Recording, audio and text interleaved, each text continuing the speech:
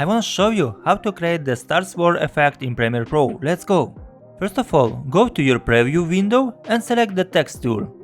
Let's write the text. Following, go to the Essential Graphics. Here we are going to modify the font and the color of the text, the same like in the movie. Also, we are going to position the text in the middle of the screen.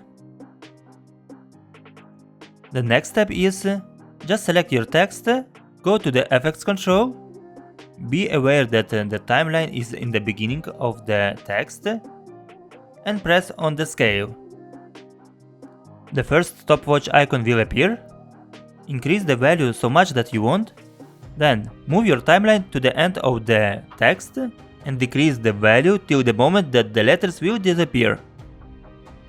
Everything is ready. Let's see the result. Let's grow together. Put your like and subscribe.